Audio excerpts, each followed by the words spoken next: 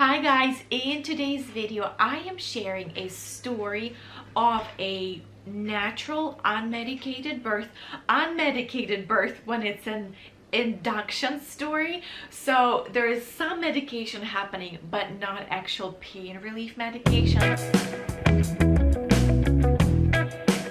Hi guys, welcome to my channel. My name is Yana, and as I have just mentioned, in today's video I share a story about my unmedicated natural birth when I was induced. And exciting for me and for you, this is a collaboration with my dear friend and colleague YouTuber Taryn from A Mom for Every Season. She is doing a story again of her being induced, and again it's a natural birth of her story. And her story is a little bit different though. She was, I think, a week or 2 weeks overdue with her baby. So go check out the details. But I know that she was overdue. She was over 40 weeks, and that's why she was induced. My story was different. I was induced because of my health issues, which I did not even know existed.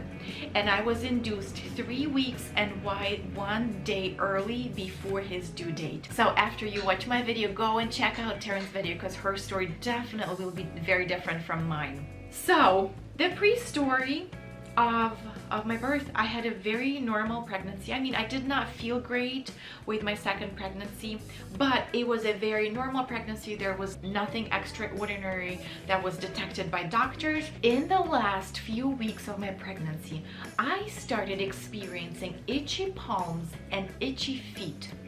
Anytime I would get into the bathtub, warm water would trigger the itchiness, and then it would stay all the way until I would go to bed.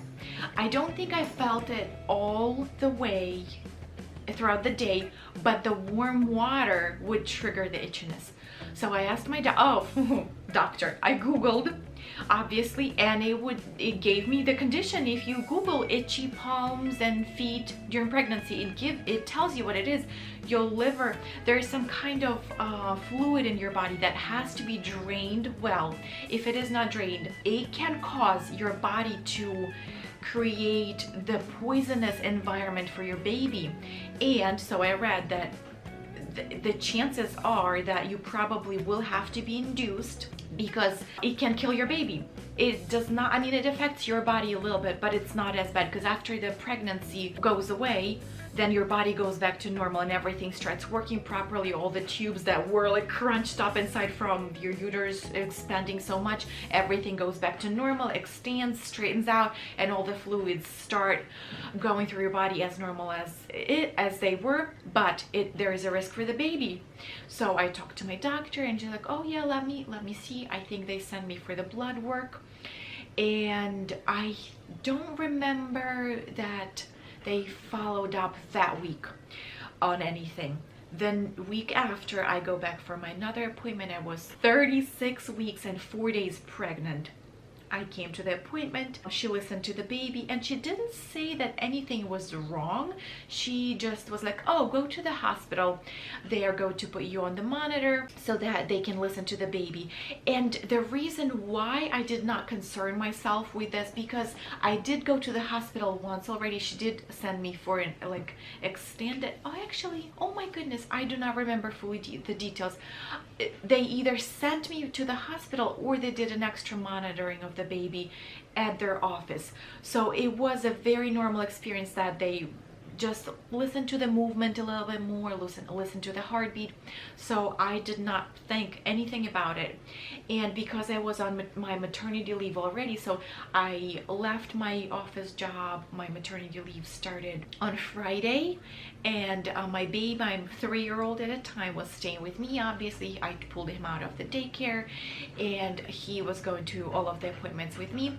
So on Monday, we are going to the doctor with my 3-year-old, and she's like, oh, go to the hospital. They're going to put you on the monitor. They put me on the monitor. They got my blood work, and then a little bit later, they come back and tell me that I am not being let out of the hospital. They said, we're not going to let you out. Like, oh, okay. what does it mean? And then the panic started sinking in a little bit. I was not too bad, but maybe I think when they told me that they will induce me, that's when I really got upset. I started crying. I got so scared. I think the reason why I got so scared is that I feel like anytime I'm being given medicine, there's a lot higher chance of me having a C-section, and I was really scared of it. I did not want to have a C-section. So going back a few hours back, they tell me that they're keeping me at the hospital. I have a 3-year-old with me. I am just laying down with did I have IV? I don't think I had IV, but I think I had to lay down for some reason.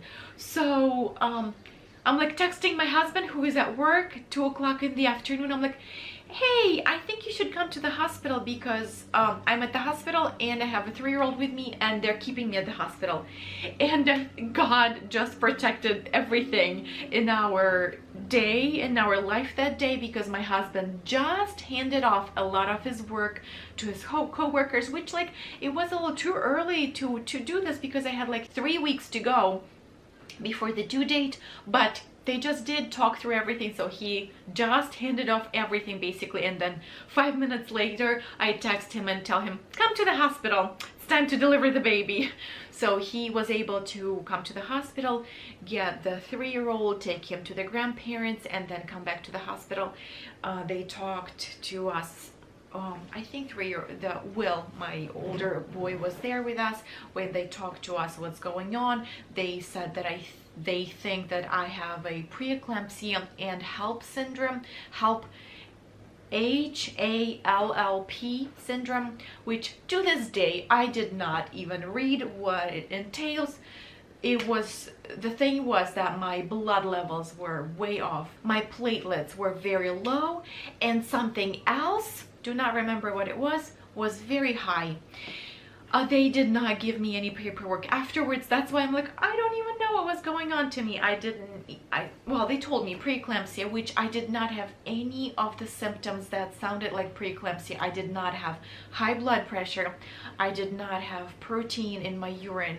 I did not have headaches. I didn't have any of those normal preeclampsia symptoms which you experience. So when they told me preeclampsia, I started doubting them because I have this weird thought process in my head that doctors just want to have a C-section.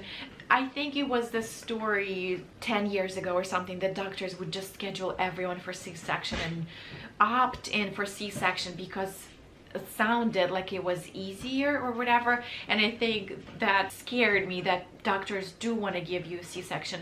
But if you have a good doctor, and most of the doctors right now are good, so if you do not get the vibe from the doctor that that's what they want to do, you're probably okay. It's just like I have this this theory in my head, and especially in a scared mind, scared pregnant mind, you have this, oh my goodness, they want to give me a C-section, which they did not.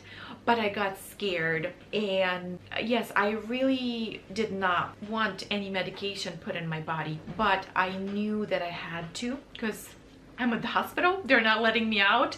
And plus with my itchy palm condition, I knew that there was a high chance of me getting induced. So I'm like, okay, let's go for it. I think I'm crying. I'm also scared, but they started prepping me for being induced. And what that entailed was that, first of all, they gave me a IV with magnesium, because of the condition that I got. So that was, I think, different from a normal induction process, and the magnesium was weird. It was like, I wrote in notes for myself a few days after giving birth, because I just felt like my mind was so off. I was forgetting things so rapidly that I'm like, oh my goodness, I need to write this down. So the magnesium felt hot and cold at the same time. It was weird. So the magnesium was given to me so that I don't have, oh my goodness, I do not remember the word for it, like when your muscles cramp up and you get all like tight. If I remember, I'm going to write this down somewhere. But if you don't, if I like epileptic people would have those things, like when they would just get the muscle cramps all over their body. So that kind of thing. They were scared that I'm going to get that. So they gave me magnesium for relaxing my muscles. And when you have magnesium given to you, you are not allowed to walk because your muscles are so relaxed that you are out of the control of your body. So they were afraid that I'm going to fall. So basically I was strapped in onto my bed since Monday when they induced me to Wednesday afternoon. So let's actually get into the story of actual birth. So they gave me magnesium and then they started giving me Pitocin to induce the labor. They put in the ball of some sort through my cervix into my uterus, which it was they put in the ball, which was an uncomfortable, not the ball, it was a deflated ball. It was an uncomfortable sensation, but everything felt uncomfortable at that moment of time. So I did care, but at the end of the day, it's like, okay, it's done. It felt traumatic, invasive, and as if the things were done to you that you did not want to be done. But at the end of the day, after you look back to that story, it had to be done. And if I would be emotionally prepared a little bit earlier, if I knew that an induction is coming my way, I would be emotionally prepared and it would not feel as traumatic. But it felt a little bit invasive, so it was not fun at the time. But they put in the deflated ball through the cervix into my uterus. Then once the ball was inside of me, they inflated it, and it was and I think they said it was supposed to be up to 5 centimeters in the diameter, that when it comes out, then they know that I'm in active labor. And that ball was there to start the labor, to help my cervix, because my body did not have all the hormones going to do these things naturally. They had to help my body to do that. They gave me Pitocin to start the contractions, and they put in the ball so that my cervix can start opening up, so that when you do things to your body, the hormones actually kick in. The funniest thing is that when you are sad and when you smile, like artificially, this is the muscular sign to your body that you are happy, and the hormones, the happy hormones, start running. The same thing if you start working out the cervix. When you start opening up the cervix, the muscular motion kicks in the hormones of labor, and that's what the induction is. They give you some hormones for the contraction, and then they do mechanical things to your body that kick in another set of hormones that do that. So the ball, under the pressure of the baby and everything, started opening up the cervix. The Pitocin started kicking in. So they gave me the Pitocin sometime in the evening, Monday evening, and then at 11 o'clock on Tuesday, the next day, I felt like real contractions started kicking in, and I'm like, okay, this is happening. I was not allowed to have any liquids. The only thing that I was allowed to have is some ice chips, and I think the reason is that if for some reason they would need to give me a C-section, they did not want anything in my stomach so that I don't like choke on my own spit, throw up, whatever. So the only things that I was allowed to have was ice chips, which I was very thirsty and I wanted to drink, but I was not allowed to, so my husband would slowly feed me chips. And then the weird thing, like every peak of a contraction, I felt like I needed a tiny bit of like ice chip in my mouth, and my husband saw the contraction going on the monitor, so he knew when I needed a drop of water, drop of ice, and he would give it to me just at exact moment of time. He was really good at that. But obviously, because it was an unmedicated birth, it was painful, it was difficult. The contraction was coming in faster and faster, but because it was my second birth, I knew that it is going to happen a lot faster than my first birth. There was a small chance that it will not. There's always like those weird things that happen with birth of consequent children, but my chances of going through the labor was faster, very good. And my first birth, if you haven't watched the first video, my first birth was very long and very difficult just because it was so long. With the second one, my doctor gave me the most magical phrase I needed to hear. She just told me, just relax and release. And those words were like the most helpful thing ever. I'm like, oh, that's right, release. And I was just relaxed with every contraction. Instead of feeling pain as a pain, I felt a pain of being my body opening up and releasing the baby.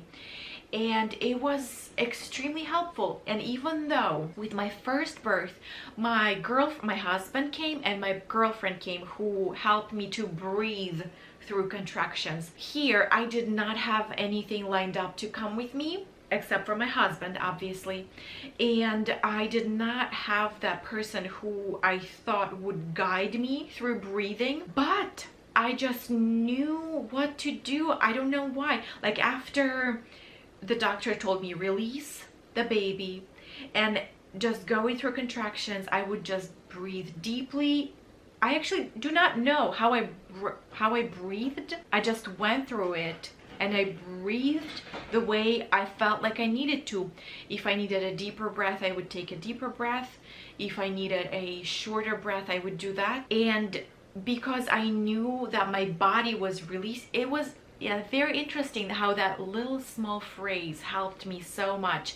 And I was not just surviving the pain of contractions, but I was bringing the baby into the world. I don't know, if you have never gone through the labor, it might not make sense to you.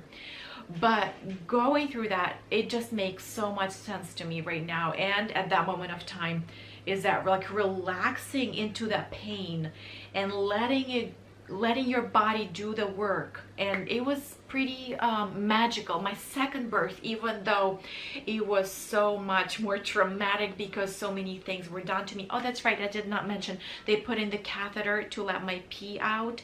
They put in the IV to bring the fluids in. And I think they were giving me sugar as well because I was not hungry at all. I felt like all of these medical things were done to me. All of the tubes were coming in and out. I had the puffy things on my feet so that my blood can get circulated a little bit. It would just like poof in and poof out so that the blood just would go in and go out of my body, out of my feet, so that the blood doesn't pool into my feet. So it felt like such a more traumatic medical experience, but it was such a better birth experience as all. It was like easier, maybe because it was a second birth. It was easier to go through the pain of contractions. Plus, I kind of knew what I had to do a little bit. So yes, and I labored for 2 hours, I think, 2.5 maybe. And then I felt like, okay, this is the time to push. That contraction, the pain of contractions went into the pain that you were like, okay, I need to do something else rather than just like release. I'm like, there was something else I wanted to do and I knew what it was. So I'm like, okay, call the doctor, let her see if I'm ready. And I was ready to push. And I think I pushed maybe like 5 times or so. And I think it was 30 minutes over, like, because I mean there's a contraction that you have to push through. So it was a lot faster than with my first birth. And Misha was out, and oh, I'm still getting emotional. I don't know why. Anytime I see someone else's birth on YouTube, or I like think back to my, it's like, oh my goodness, the life was born. Okay, 5 minutes later, when I collected myself, I don't know why is it so special, but like when life is, it's, oh, and I do it again. It's just super special for me to experience that. And the weirdest thing is that like both times I did not cry when my babies were born. I'm like, it's just the sigh of relief. It's like, oh, I have done this. like the I don't know, I was happy for myself. I was happy that the baby was fine, that they were crying. Actually, both my babies were, I think, 9 at that Auger scale. Misha and Will were pink and screaming and happy when they came out. I mean, happy, not happy. They were screaming when they came out, which is a wonderful sign.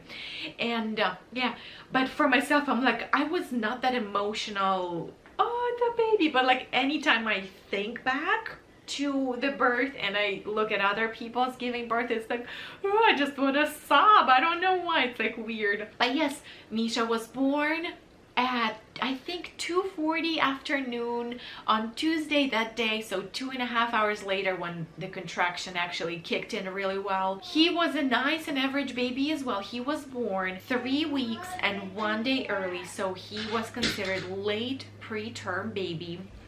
And I'm going to do a separate video on what late preterm means, but I was determined to breastfeed him as well, and he was good to breastfeed. He did not have to go to NICU or anything. It was just such a blessing. Obviously, I prayed like a ton so that everything would be fine, but like when you are delivering earlier than you have to, and it's an induction, you never know. And even if it's a due date and everything, you never know. Births are so unpredicted. So I was so happy that everything was fine. He was nice and average as well. He was 7 pounds and a few ounces. Again, I don't remember. I'm such a mom. I don't want to say bad mom, because I am a wonderful mom. I'm the best mom to my children. So the mom I am is that I do not remember how big my babies were when they were born, how long. I remember the percentile when they started growing, but when they were born, they were average, 7 pounds and a little bit. So everything was fine. He was good. I was good. I got a little bit of a tear. I do not remember if she told me if it was 2nd-degree tear or 1st-degree tear. I tore with my first one as well. So she stitched me up, which I think I tore less the second time around than the first time, because I recovered a little bit faster and I did not feel as much discomfort. But yes, it was a medicated birth on one side because I had so many things given to me, but I did not get the pain medication, and I feel like I felt very accomplished for myself because that's what I wanted to do, and I was able to do it. The pain medication, which like a standard, if I would get epidural, it's given in a different way than a IV, and that was another, there were a few reasons why I chose to have unmedicated birth, which again, separate video. But today it was a successful birth. The baby was happy. I was somewhat healthy. They still kept me for a week after that at the hospital because they wanted to make sure that my blood work was fine, which it was slowly going back to normal. But nothing crazy has happened at the hospital. When I got home, everything went slowly back to normal, and my baby was healthy, and I am, I think, healthy. I need to go to my doctor. I haven't been to my family doctor in forever. But everything was good, and that is it. That's the story. If you have any specific questions about anything else that I potentially might have forgotten, or if you have any specific questions to me, I would love to answer that for you, because every mom wants to share her birth story and help out other moms as much as possible. Because yes, going through birth, it's like your life changes and you see life in a very different way, and you root for all the moms out there. So yes, if you have any questions, leave me a comment below this video or message me on social media, and I would love to answer that question for you. In my future videos, I will be talking more about babies, about breastfeeding, about a few other things about becoming a mother and all those things. So if this sounds interesting to you, I would love to have you as my subscriber. I hope you enjoyed this video. I hope it was fun for you. Have a wonderful day, you guys. I hope to see you in my next video. Bye bye.